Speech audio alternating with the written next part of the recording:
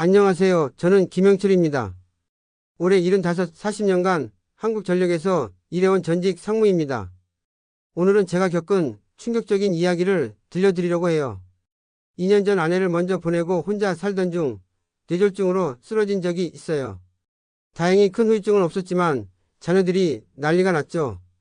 특히 대학 교수인 큰딸 미영이가 계속 걱정하더군요. 아버지 혼자 계시면 안 돼요. 제대로 된 곳으로 가셔야 해요. 그렇게 알게 된 곳이 파인힐 프리미엄 시니어 레지던스였어요.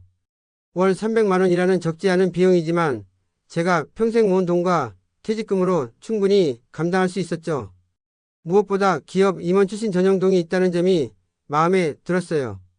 비슷한 배경인 사람들과 지낼 수 있다니 여기서 품격 있는 노후를 보낼 수 있겠구나 싶었죠. 입주 첫 주 정말 감동이 연속이었어요. 김 상무님 어서 오십시오. 직원들의 존댓말과 정중한 태도에 기분이 좋았죠. 같은 동에 사는 전직 은행장 출신 박동진 어르신과 금세 의기투합했어요. 특히 기억에 남는 건 시니어 CEO 클럽이었어요. 매주 경제 세미나도 열고 후배 사업가들에게 멘토링도 하는 프로그램이었죠. 제가 전력산업이 미래라는 주제로 첫 강연을 했을 때 참석자들이 열렬한 박수를 받았어요. 아, 이게 진짜 프리미엄이구나. 자녀들도 자주 찾아왔어요. 손주들이 할아버지가 사는 곳이 정말 멋있다며 좋아하더군요. 딸 미영이는 아버지 결정이 정말 현명하셨어요 라고 했고요.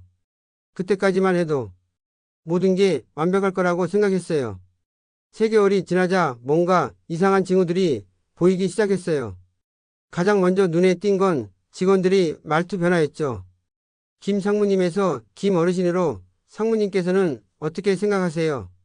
에서 네 알겠습니다 하루. 그리고 결정적인 사건이 일어났어요. 제가 그토록 자랑스러워하던 CEO 클럽의 예산이 갑자기 삭감된 거예요. 운영상 어려움으로 축소 운영합니다. 그게 전부였어요. 박동진 어르신과 이야기해보니 저만 느끼는 게 아니었어요.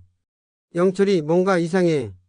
처음 3개월간은 VIP 대접이더니 이제는 그때 떠오른 게 제가 회사에서 겪었던 일이었어요. 신규 고객에게는 최고 서비스를 제공하다가 계약 후에는 서비스를 줄이는 그런 수법 말이에요. 의심을 확신으로 바꾼 결정적 순간이 있었어요. 어느 날 밤 산책을 하다가 직원 휴게실에서 나오는 대화를 우연히 들었거든요. 3개월 지나면 서비스 레벨 B로 전환이잖아. 이제 굳이 상무님, 회장님 할 필요 없어. 맞아. 어차피 계약금 받았으니까.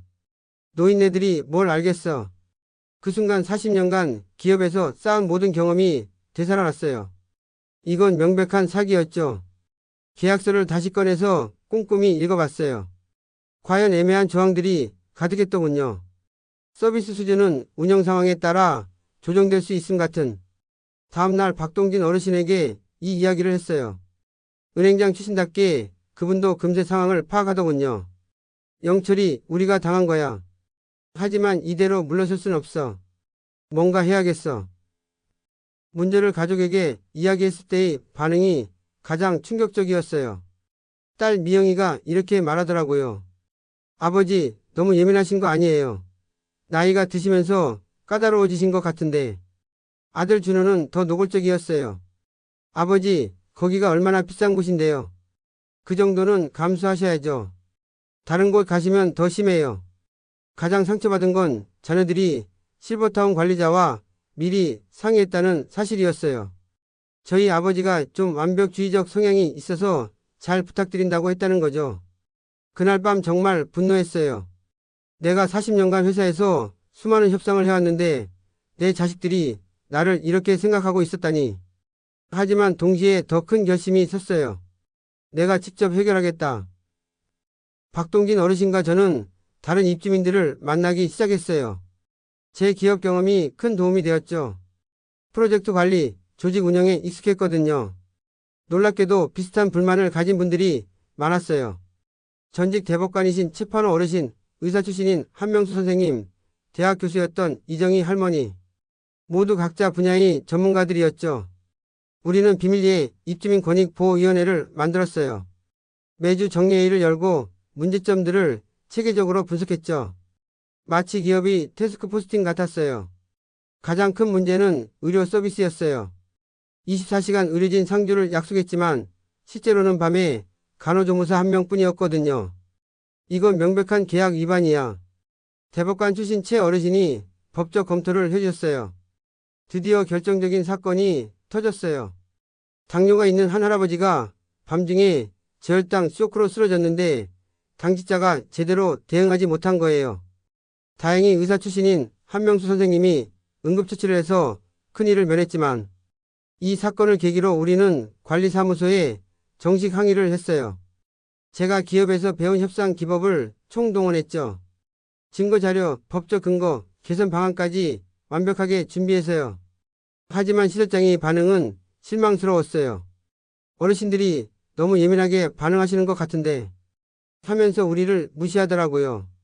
그때 제 안이 상무시절 협상과 정진이 되살아났어요. 대기업 노조와 협상에서 이겨본 내가 이런 곳에서 물러설 순 없다. 시설장님, 우리를 무시하시는군요.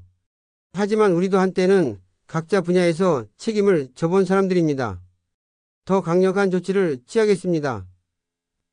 우리의 집단 행동이 시작되었어요. 식사 보이콧, 프로그램 불참, 그리고 소비자 보호원과 구청의 집단 민원 제기까지. 결정적인 것은 제가 과거 함께 일했던 기자 출신 후배에게 연락한 것이었어요. 언론이 관심을 보이자 실버타운 측이 당황하기 시작했죠. 어르신들 오해가 있었습니다. 모든 문제점을 즉시 개선하겠습니다. 갑자기 180도 달라진 태도였지만 우리의 신뢰는 이미 무너졌어요. 결국 박동진 어르신과 저를 포함해 15명이 집단 퇴소를 결정했어요. 위약금 없이 계약 해지를 받아냈고요. 지금은 박 어르신과 함께 작은 빌라에서 살고 있어요. 자녀들도 처음엔 반대했지만 지금은 제 결정을 존중해 줍니다. 그리고 지금 의미 있는 일을 하고 있어요. 시니어 소비자 보호 모임을 만들어서 다른 어르신들이 같은 피해를 당하지 않도록 돕고 있거든요. 여러분, 나이가 들었다고 해서 당하고만 살면 안 됩니다.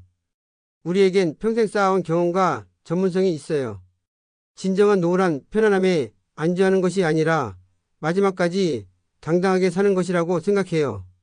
여러분도 용기를 내세요. 우리 함께 더 나은 세상을 만들어가요. 영상이 좋았다면 구독과 좋아요 꼭 눌러주세요. 영상을 공유하셔서 지인분들과 이야기 나누어 보세요. 좋은 이야기거리가 될 것 같아요. 시청해주셔서 감사합니다.